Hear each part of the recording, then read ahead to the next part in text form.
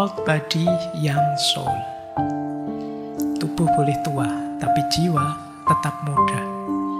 Ini yang jadi nyawa teorinya, ageless soul tadi ya. Tubuh kita memang pasti menua. Rambut bisa putih, sendi-sendi melemah, daya tahan berkurang. Jadi ini cirinya orang tua. Nah, tapi jiwa tidak harus tunduk pada hukum fisika tubuh, kata Thomas More. Jiwa masih tetap bisa segar, masih tetap bisa penuh rasa ingin tahu, bisa tetap kreatif, bisa tetap semangat.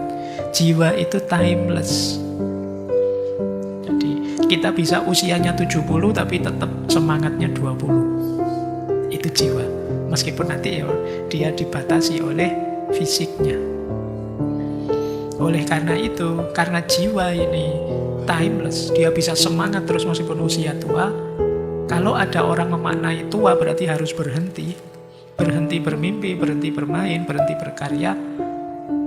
Thomas More tidak setuju itu. Jadi semangat jiwa tidak boleh dimatikan meskipun sudah tua. Orang tua bukan berarti kehilangan vitalitas hidup, tapi memang seperti saya bilang tadi, ganti cerita.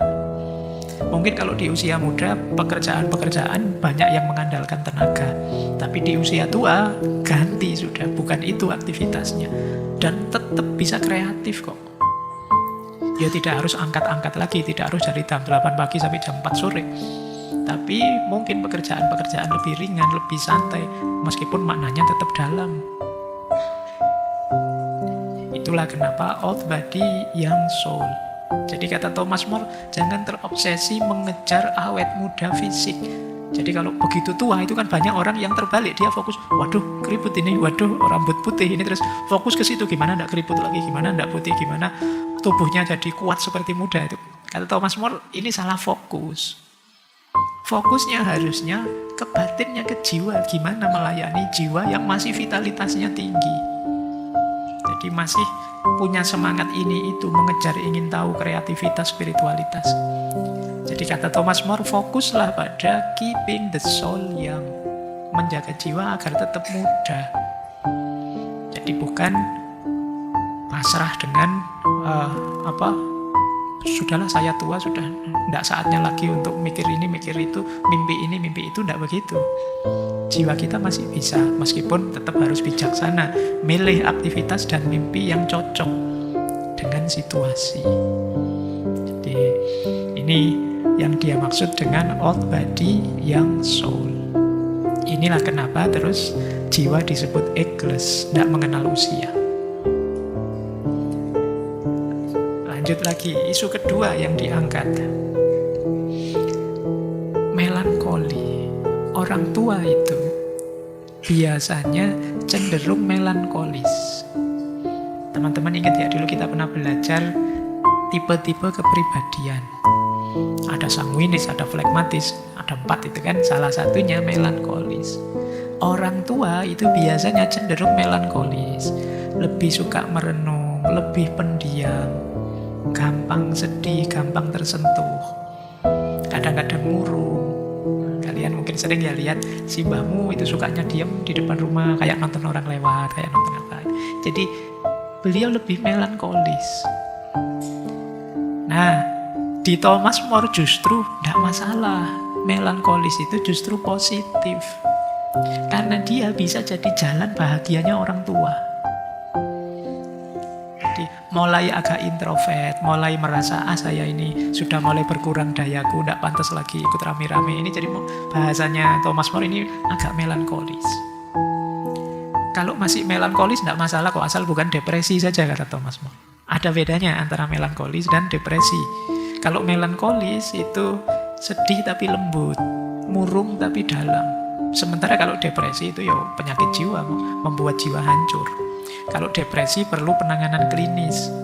Kalau melankoli itu perlu dinikmati, karena di situ ada pengalaman hidup yang dalam. Ketika orang mengalami melankoli itu berarti kan dia sedang mundur sebentar, berhenti sejenak, menghayati hidup ini. Di situ ada jeda sejenak. Kemarin mungkin kemerungsung ingin mencapai ini, mencapai itu. Sekarang mulai sadar. Mungkin kehilangan teman, sahabat, orang tercinta, mulai sadar pentingnya, kemarin ada teman yang ini, teman yang itu, sekarang semuanya pergi, ini terjadi agak melankoli. Tapi ini membuat dia lebih sadar. Manusia itu jiwanya ditempa justru oleh pengalaman-pengalaman pahit, kehilangan, kerentanan, luka batin. Kalian yang hidupmu enak terus, tidak pernah ngalami pahitnya hidup, ada yang kurang dalam hidupmu apa? Daya tahan. Jadi kalau bahasa lebih kerennya resiliensi. Kalian tidak terlatih hidup pahit, maka begitu ngalami pahit sedikit saja rasanya beratnya luar biasa.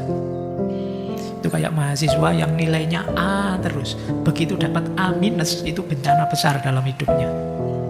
Bandingkan dengan kalian yang bikinnya DE gitu terus. Jadi kepahitan nilai jelek itu bagi dia Allah apa? Amin, itu sujud syukur dia. Kan ada itu dulu ceritanya Daniel Goleman itu yang saya ceritakan di sesi emosional intelligence itu. Ada mahasiswa yang nilainya A terus, tiba-tiba ada dosennya satu yang ngasih nilai amin. Itu bagi dia dunia runtuh sudah.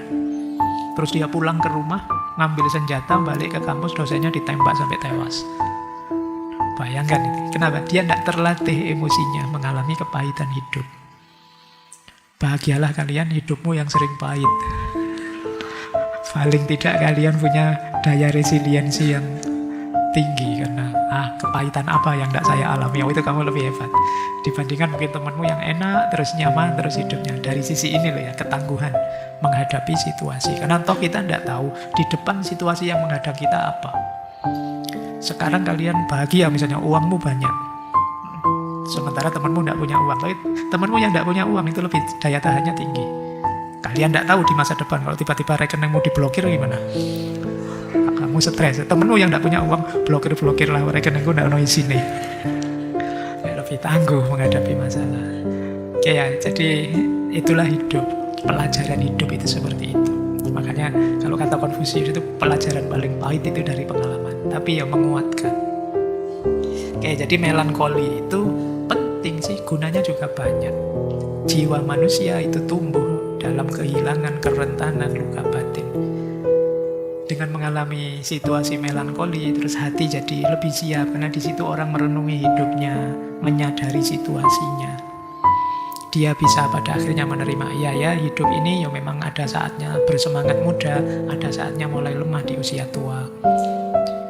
Pertemuan pasti ada perpisahan, teman-teman berangkat satu-satu, ya memang itu kodrat alami. Ini hasilnya apa? Orang menarik diri sebentar ketika mengalami ujian eksistensial, cobaan-cobaan hidup. Itulah nanti yang oleh Thomas More disebut melankoli. Ya baik, jadi ini keadaan emosi yang mungkin gampang sedih, gampang murung, gampang merenung, kemudian teringat masa lalu, ingin kembali ke masa-masa itu. Ini ciri-ciri orang melankoli. Tapi ada gunanya, asal tidak bablas sampai depresi. Nah, kalau melankolinya berlebihan, bisa nanti sampai ke depresi. Tapi sampai level tertentu melankoli ini berguna. Paling tidak jadi rem dalam hidup kita untuk tidak berlebihan.